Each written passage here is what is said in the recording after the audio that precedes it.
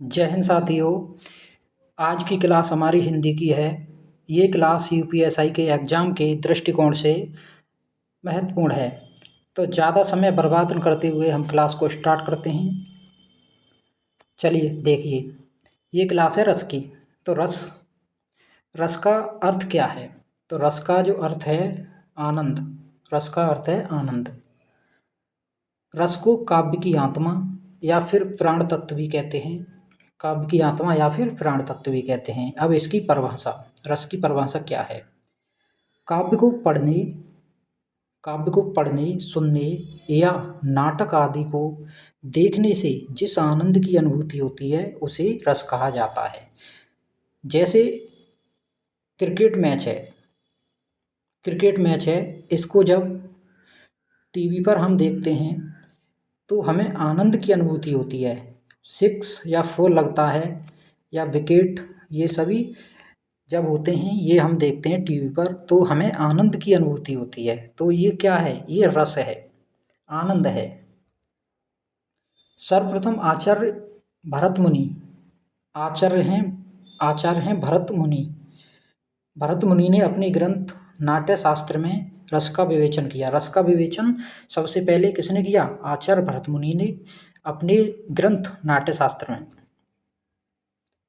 उन्हें रस संप्रदाय का प्रवर्तक, यानी कि आचार्य भरत मुनि को रस संप्रदाय का प्रवर्तक तथा काव्य शास्त्र का प्रथम आचार्य कहा जाता है। इन्होंने रसों की संख्या 8 बताई। भरत मुनि ने रसों की संख्या 8 बताई। रस स्थायी भावों से सृजित होते हैं, यानी कि स्थायी भाव हैं, उनसे ही आगे चलकर रस बनते हैं।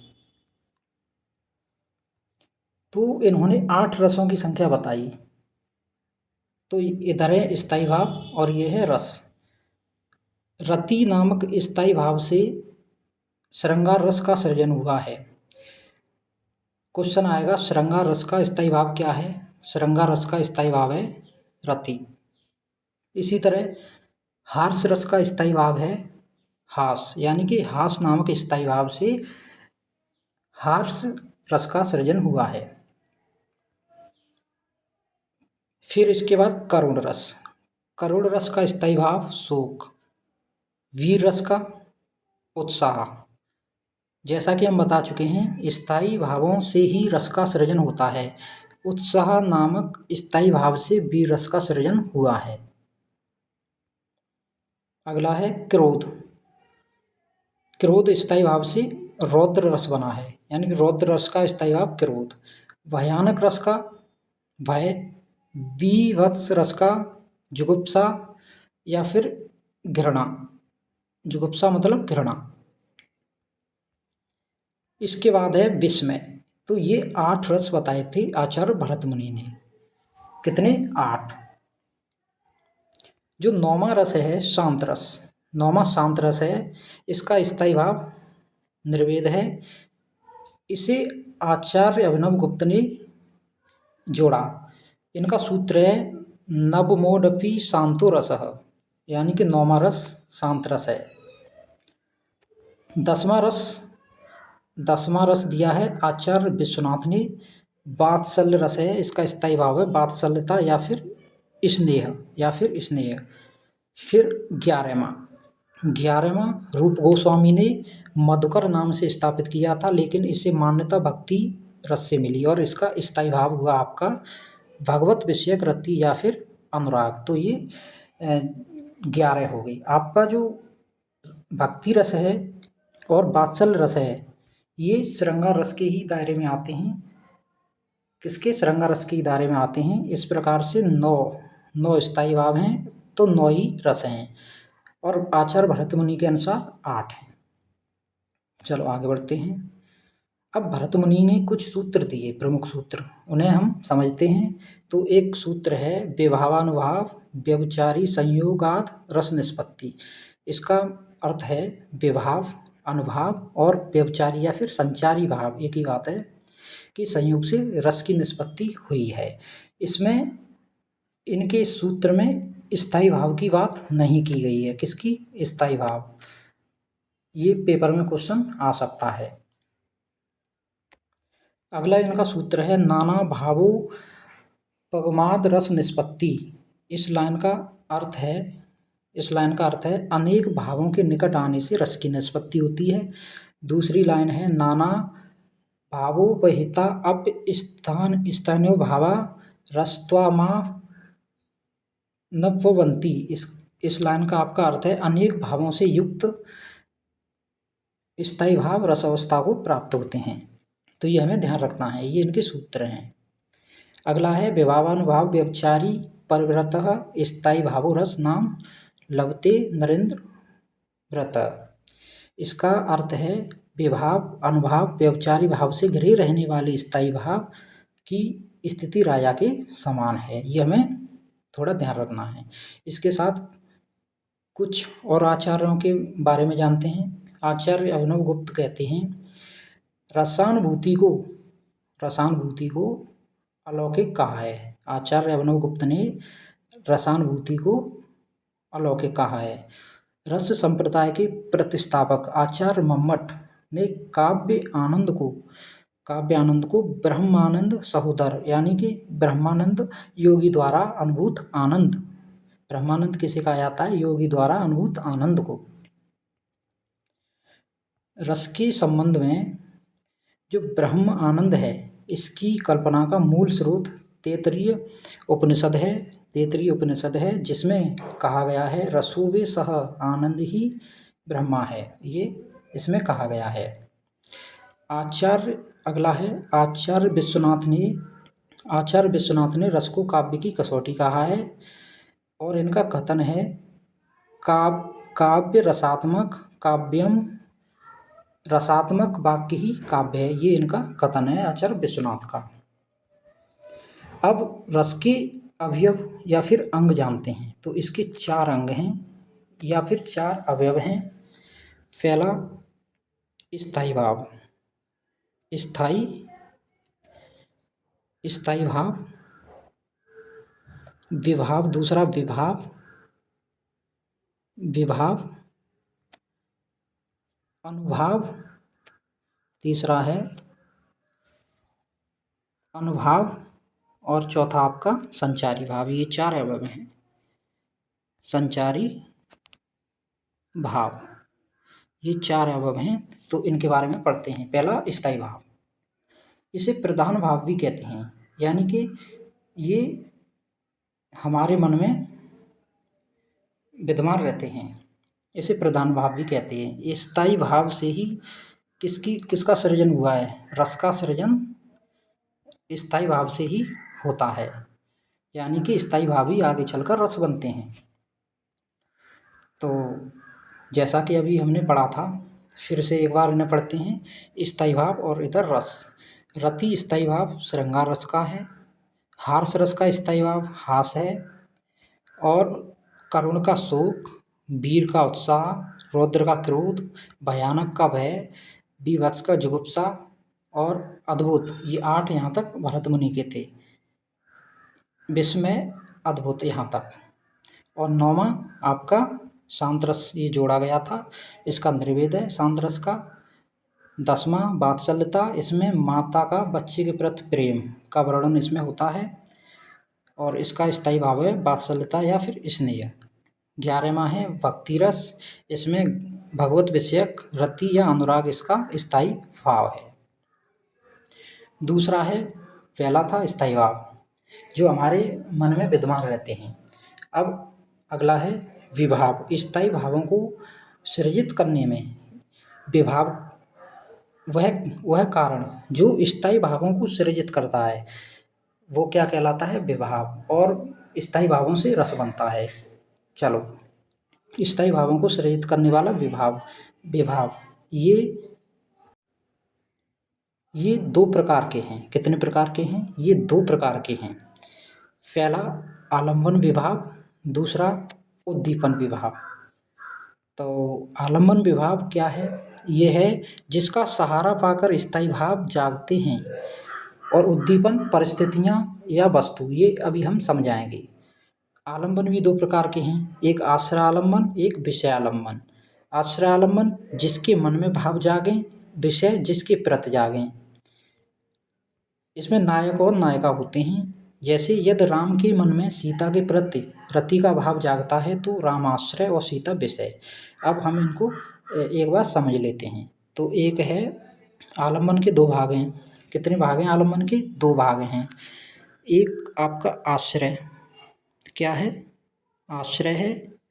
और एक विषय है। ये आलम्बन के भाग हैं।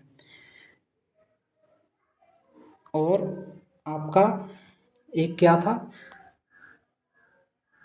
एक ये आलम्बन के भाग हैं, आश्रय और विषय। दूसरा ये था, दूसरा वाला भाग किसका? विभाव का, उद्दीपन। तो ये तीनों चीज़ें हमें समझनी हैं। क्या समझनी है? तीनों चीज़ें समझनी हैं। तो समझते हैं। एक है आश्रय आलम्बन और एक है विषय आलम्बन और उद्दीपन। ये तीनों में हम अंतर समझेंगे। उद्दीपन, तो हमने ये एक लड़का लिया और यहाँ लड़की, यानी कि ये नायक है और ये नायिका है। क्या है? ये नायक है और ये नायिका है। इधर बरसात, बिजली कड़क रही है, बिजली, और हवा चल रही है। और ये कोई फिल्म है, ये कोई हीरो है, ये हीरोइन है। यहाँ पर कोई गाना, ये हीरो और ये हीरोइन, कोई गाना किसी फिल्म का गाया जा रहा है। तो लड़का के मन में भाव जागे लड़की के प्रति, तो जिसके मन में भाव जागे वो है आश्रय, जिसके प्रति जागे वो विषय। जिसके मन में आश्रय, जिसके प्रति जागे वो विषय। और वहाँ की स्थिति गानों में होती है, बरसात, बिजली कड़कती है, ये सभी गाने होते हैं उनमें। तो ये वहाँ जो स्थिति बनी हुई है उस समय की, वो उद्दीपन है। अब अनुभाव, मनोगत भाव को व्यक्त करने वाले शारीरिक विकार हैं ये 4 प्रकार के हैं। एक कायिक, वाचिक, सात्विक और आहार्य। तो कायिक, ये शरीर के द्वारा, जैसे कि खुशी से हाथ हिलाना, ये कायिक में है। ये वाचिक, ये वाणी द्वारा। और ये आपका ये वेशभूषा, आहार, वेशभूषा या फिर आभूषण वगैरह, इनसे। सात्विक, ये अनैच्छिक है, ये क्या है? ये है अनैच्छिक है ये। और ये होता है 8 प्रकार का, वो इस तरह से है। स्तब्ध, यानी कि एक बिल्कुल शांत रह जाना। श्वेत, पसीना, रोमांस, स्वरभंग, कंप, विवर्णता यानी कि रंगहीनता, अश्रु, प्रलय, ये 8 प्रकार का इस तरीके से है। अब संचारी भाव या व्यभिचारी भाव, ये चौथा है। ये मन में आने जाने वाले भाव हैं, आकर चले जाते हैं, और इनकी संख्या 33 है। ये इस तरह से हर्ष, विषाद, त्रास, लज्जा, ग्लानि, चिंता, शंका, असूया, अमर्ष, मोह, गर्व, उत्सुकता, उग्रता, चपलता, दीनता, जड़ता, आवेग, निर्वेद, धृति, मति, विबोध, वितर्क, श्रम, आलस्य, निद्रा, स्वप्न, स्मृति, मद, उन्माद, अभिहिता, हर्ष आदि भावों को छिपाना, अभिहिता, अपस्मार यानी मूर्छा, व्याधि, रोग, मरण, ये 33 हैं। इस तरीके से एक बार इन्हें ध्यान से देखेंगे आप। अब इनके बारे में जो प्रमुख रस हैं उनमें थोड़ा डिटेल से जान लेते हैं। श्रृंगार रस, तो श्रृंगार रस क्या है? श्रृंगार रस वह रस है जो किसी काव्य को पढ़ने या सुनने से पाठक या श्रोता के मन में प्रेम, सौंदर्य और आकर्षण की भावना उत्पन्न करता है। यह रस नायक और नायिका के आपसी प्रेम, रूप, सौंदर्य और उसके क्रियाकलापों के वर्णन से संबंधित होता है। श्रृंगार रस को हम रसराज, या फिर ये महत्वपूर्ण है, सभी रसों का राजा भी कहा जाता है, क्योंकि यह अत्यंत महत्वपूर्ण माना जाता है। इसका स्थायी भाव रति है। इसके 2 प्रकार हैं। एक संयोग और एक वियोग। यहाँ नायक और नायिका के मिलन का वर्णन होता है। इसमें प्रेम से भरी बातचीत, स्पर्श, हंसी मजाक और एक दूसरे के रूप सौंदर्य की प्रशंसा का वर्णन किया जाता है। जैसे बतरस लालच लाल की मुरली धरी लुकाए, सो करे भोहिन हंसे देन कहे नट जाए। दूसरा इसका प्रकार है वियोग, जहाँ नायक और नायिका के बिछड़ने या विरह का वर्णन होता है। इसमें एक दूसरे से दूर होने पर उनके मन में उत्पन्न होने वाली पीड़ा, व्याकुलता और यादों का वर्णन किया जाता है। हे खग मृग मधुकर श्रेमी तुम देखी सीता मृगनयनी। दूसरा रस वीर रस, जब कोई कार्य करने अथवा किसी रचना आदि के पढ़ने पर मन में जो उत्साह का भाव, उत्साह आए मन में, तो इसका उदाहरण है बुंदेलो हर बोलो मैं बोलों के मुँह हमने सुनी कहानी थी, खूब लड़ी मर्दानी वह तो झांसी वाली रानी थी। उत्साह यानी वीर रस। वीर रस 4 प्रकार के हैं मुख्य रूप से। युद्धवीर, जब युद्ध के लिए उत्साह हो। दानवीर, जब दीनों को दान करने का उत्साह हो। धर्मवीर, जब धर्म प्रचार अथवा धर्म कार्य करने का उत्साह हो। दयावीर, जब दीनों पर दया करने का उत्साह हो। अगला है हर्ष। यह एक ऐसा भाव है जो किसी विचित्र वेशभूषा, बातचीत, चेष्टा या किसी असंगत घटना को देखकर मन में उत्पन्न होता है और हंसी का संचार करता है। बुरे समय को देखकर गंजे तू क्यों रोए, किसी भी हालत में तेरा बाल न बांका हो। इसमें हंसी मजाक की बातें हैं। करुण रस, यह तब उत्पन्न होता है जब किसी प्रिय वस्तु या प्रिय व्यक्ति के हमेशा के लिए दूर हो जाने या नष्ट हो जाने से हृदय में दुख का भाव उत्पन्न होता है। करुण रस में मिलने की कोई भी आशा नहीं, एक बार बिछड़ गया तो मिलेगा नहीं, इसलिए इसका दुख वियोग श्रृंगार से गहरा होता है। चक्रव्यूह में फंसे निहत्थे अभिमन्यु की मृत्यु के बाद उसकी पत्नी उत्तरा का विलाप करुण रस का एक गहरा उदाहरण है। हे खगमृग हे मधुकर श्रेमी, ये इसी में आ जाता है। और जब चिट्ठी न कोई संदेश जाने वो कौन सा देश जहाँ तुम चले गए, यानी कि वो चले गए। तो ये कुछ महत्वपूर्ण रास्ते वो हमने बता दिए। तो इस वीडियो में इतना ही रखते हैं। लगभग ये चैप्टर पूरा कंप्लीट ही है, जो भी क्वेश्चन आएगा यहीं से आएगा। Thank you. वीडियो को लाइक करें, दोस्तों का शेयर करें, चैनल को सब्सक्राइब अवश्य करें। मिलते हैं।